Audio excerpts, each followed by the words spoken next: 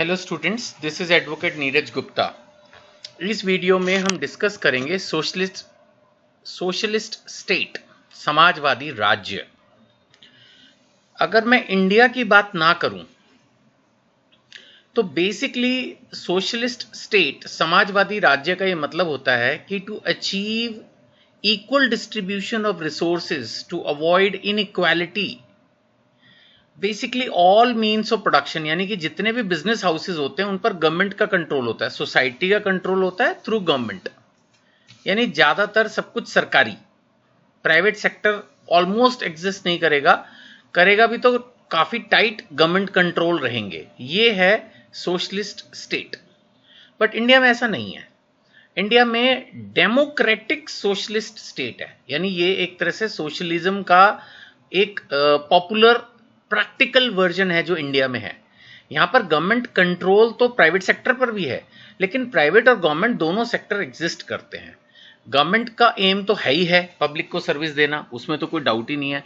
Even private sector से भी यही रिक्वेस्ट की जाती है कि आप इतना कोई मोनोपोली ना क्रिएट करें और बिजनेस करें, प्रॉफिट भी कमाएं, लेकिन aim should be to serve the people, not to loot them, है ना। लूटने के हिसाब से नहीं है, कैपिटलिस्ट इकोनॉमी नहीं है इंडिया की, मिक्स्ड इकोनॉमी है कि मतलब भाई जो मेन बिजनेसमैन है वही कमाए और अमीर होता चला जाए, वो फंडा नहीं है इंडिया में।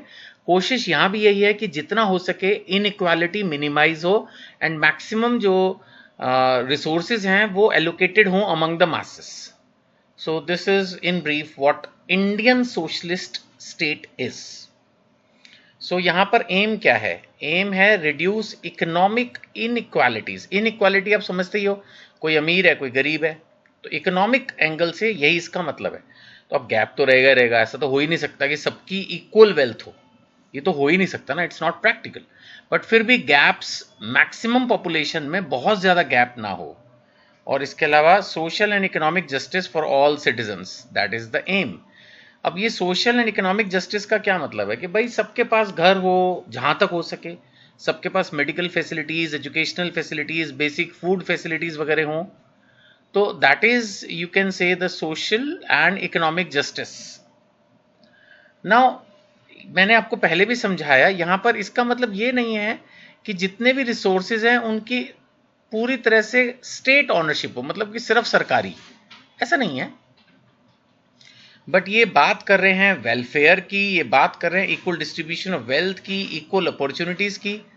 तो ये सब चीजें जरूर इंडियन सोशलिस्ट स्टेट मान के चलिए कि कोशिश कर रहा है। That is what it is, that is what the concept India is following.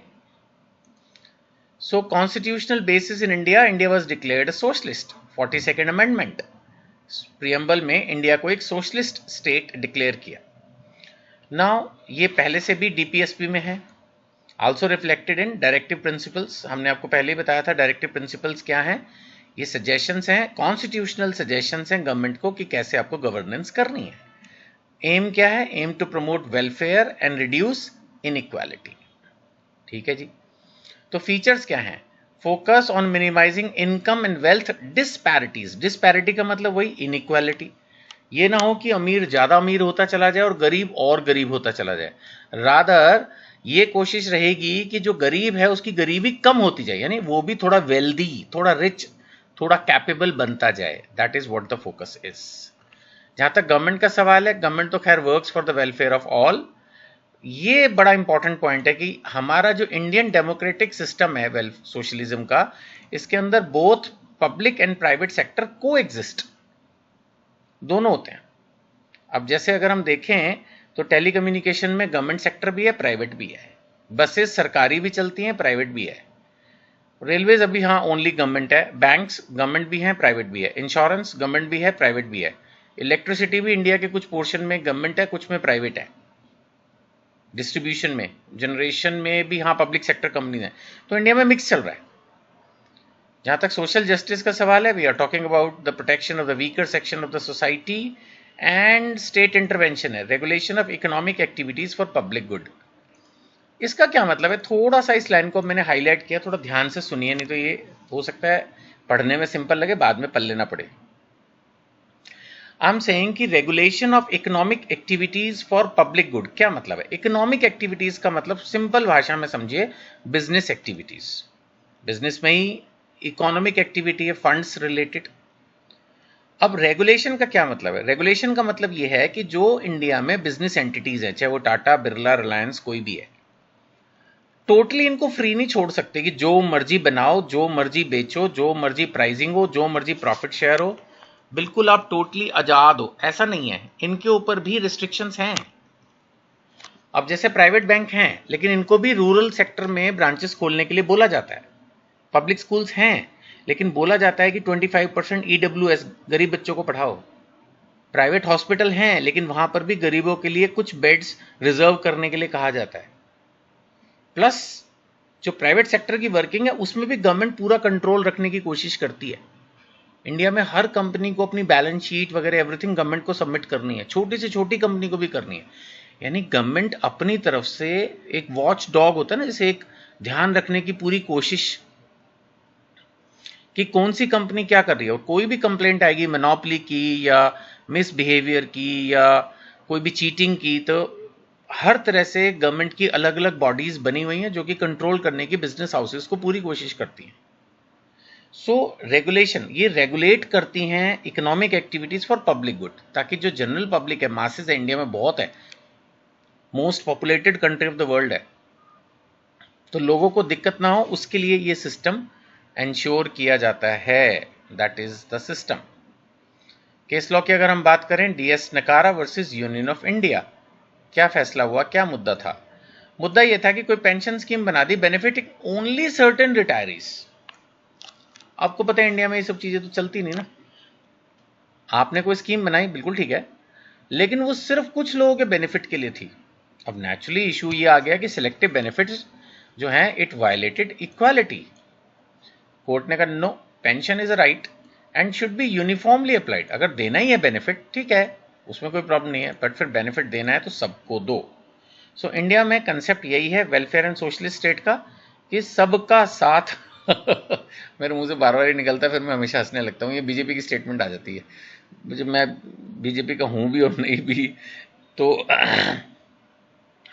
तो बेसिकली सबका विकास करने की जो कोशिश है, growth of every citizen of the country, that is what the aim is, that is welfare and socialist state.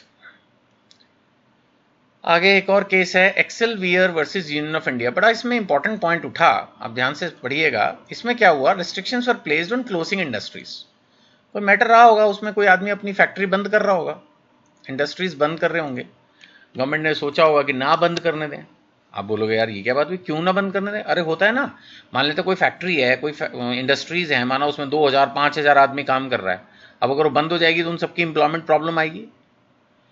अब ये मुद्दा जब कोर्ट में गया तो फिर अब ये भी तो देखो सही नहीं है ना। पॉइंट गवर्नमेंट का भी ठीक है कि अगर आप इंडस्ट्री बंद कर दोगे तो सारे लोग अनएम्प्लॉयड हो जाएंगे, लेकिन अगर एक आदमी लॉस में जा रहा है तो आखिर वो कब तक लॉस में जाएगा? सपोज उसने अपना पूरा दिमाग लगा के इंडस्ट्री सेटअप की, पहले मान लेते हैं अच्छी चल रही थी या शुरू से ही लॉस में है, वटेवर। अब अगर एक इंडस्ट्री लॉस में जा रही है, ठीक है, उससे अनएम्प्लॉयमेंट जनरेट होगी, हो सकता है वो एसेंशियल आइटम बना रहा है, उसकी भी शॉर्टेज हो जाए एरिया में। लेकिन अगर एक बिजनेसमैन लॉस में जा रहा है तो आखिर just for the sake of employment of may be thousands, वो कब तक उस कंपनी को चलाएगा? एक ना एक दिन तो उसको बंद करना पड़ सकता है। So you have to balance between economic freedom and social justice. Economic freedom यहां पर क्या है? एक लॉस मेकिंग यूनिट को बंद करना। तो court held that socialism does not mean complete restriction on business freedom. भाई एक आदमी बंद करना चाह रहा है तो करना दो ना उसको। So Indian socialism is a balanced approach. तो हमारे यहाँ क्या है, इसको प्लीज आपको अगर सोशलिज्म पे क्वेश्चन आ रहा है तो ये वर्ड्स आपको याद रखने हैं जो मैंने शुरू से बोले। India follows a democratic form of socialism. Socialism की भी बहुत वैरायटीज हैं, उनमें से इंडिया जो यूज करती है वो डेमोक्रेटिक फॉर्म ऑफ सोशलिज्म है। यहाँ पर इकोनॉमिक ग्रोथ को भी साथ लेके चलना है और सोशल जस्टिस को भी, समाज का भी भला हो, लेकिन साथ साथ ऐसा नहीं है कि बिजनेस एंटिटीज को सफोकेट कर दो, उनको मार डालो, उनको काम ही ना करने दो, थोड़ा उनको भी फ्रीडम दो। सो development benefits all sections of society, specially the weaker section. वो ठीक है, वीकर सेक्शन को पूरी प्रोटेक्शन देते हुए चलना है, लेकिन इकोनॉमिक ग्रोथ, बिजनेस हाउसेस की ग्रोथ भी इंश्योर करते हुए चलनी है। ठीक है, I hope the question is clear. हमेशा की तरह ये मेरे नंबर्स हैं, अगर कोई डाउट हो इन नंबर्स पे क्वेश्चन व्हाट्सएप कीजिए। यूट्यूब पर देख रहे हैं वहाँ पर भी क्वेश्चन आप कमेंट में पास कर सकते हैं, आई विल आंसर। और जिस बुक से पढ़ा रहा हूँ उस बुक को नॉमिनल प्राइस पे खरीदने के लिए आप इन नंबर्स पे कांटेक्ट कर सकते हैं। मेरा एक व्हाट्सएप चैनल भी है एनजीपी लॉ कॉलेज, जिसमें latest amendments, university announcements and practical tips रहते हैं। लिंक लेके उसको भी ज्वाइन कर लीजिए, बेटर रहेगा। Thank you.